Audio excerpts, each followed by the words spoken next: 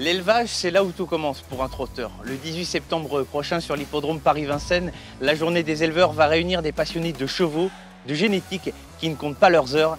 Et parmi ces éleveurs, il y en a un qui a marqué l'histoire, son nom, Jean-Pierre Dubois. Bienvenue dans ce nouvel épisode des Histoires du Trot.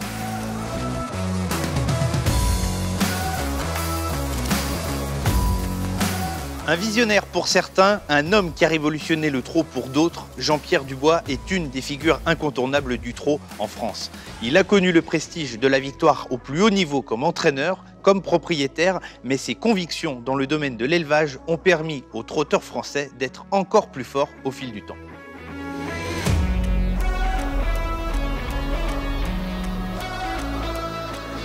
Nous nous retrouvons avec Alain Pagès dans la bibliothèque du Château de Grosbois pour évoquer un sujet sur lequel on pourrait passer des heures et des heures. Jean-Pierre Dubois, un homme incontournable du trot français. Tout simplement, Alain, qui est Jean-Pierre Dubois? Alors, Jean-Pierre Dubois est un Breton d'origine. Il a commencé dans une famille d'éleveurs et il a commencé très jeune dans la profession parce qu'une anecdote stipule qu'à l'âge de 5 ans, voyant que le garçon d'écurie ne faisait pas l'affaire pour atteler une jument, il a décidé lui-même de prendre les choses en main. Il s'est saisi d'un seau, il est monté sur le seau et il a harnaché lui-même la jument en question. Et sa mère, qui observait la scène de loin, a dit « Voilà un gaillard ». Jean-Pierre Dubois, à 14 ans, il gagnait sa première course. Et il gagnait sa première course à Vincennes. C'est un compétiteur né qui a donc construit et bâti une écurie qui a été réputée, qui a été crainte par ses adversaires et qui a eu des résultats sur la piste. Il a su acheter des chevaux et les faire progresser et fructifier. Jusqu'au plus haut niveau. Jusqu'au plus haut niveau, puisqu'il va gagner 2 prix d'Amérique.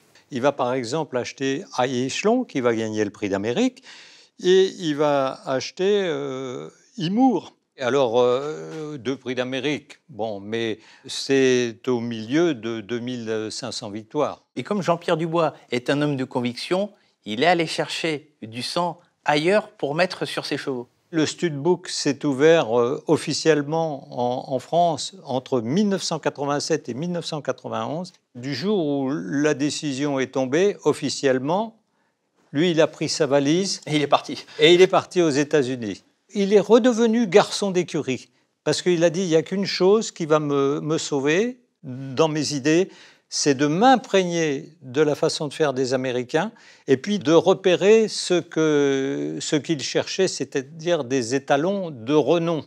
Et du coup, que s'est-il passé à ce retour? Pour moi, il a révolutionné l'élevage du trotteur en Europe. Il a envoyé des juments aux États-Unis, c'était quand même déjà risqué, mais en plus, il a fait acheter à son fils sur un catalogue. Il a dit, Jean-Étienne, voilà, il y a 3 juments à acheter selon le prix. La première, trop chère, la deuxième, encore plus chère, la troisième, c'est abordable. Jean-Étienne va dire, j'achète. C'est la mère de Cocktail Jet. Qui a été un des plus grands champions reproducteurs par la suite. Oui.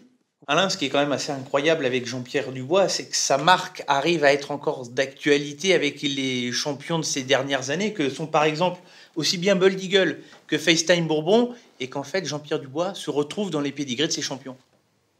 Ben oui, c'est la preuve que de tout temps à jamais, il a réussi à faire venir des investisseurs. Le dernier en date, c'est Rainer Engelke, qui est un banquier allemand.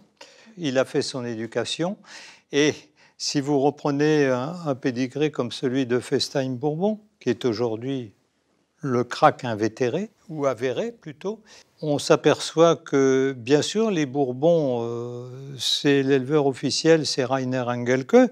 Mais il a su construire son élevage avec Jean-Pierre Dubois. Mais il a su construire son élevage avec Jean-Pierre Dubois. Et d'ailleurs, quand il parle de Jean-Pierre Dubois, il dit « Monsieur Dubois ».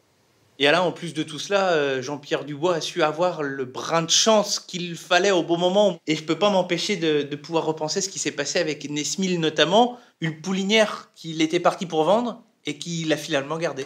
Oui, Nesmil est vendu, puis la voilà atteinte de la pyroplasmose, qui est bénigne, mais qui l'empêche d'être exportée.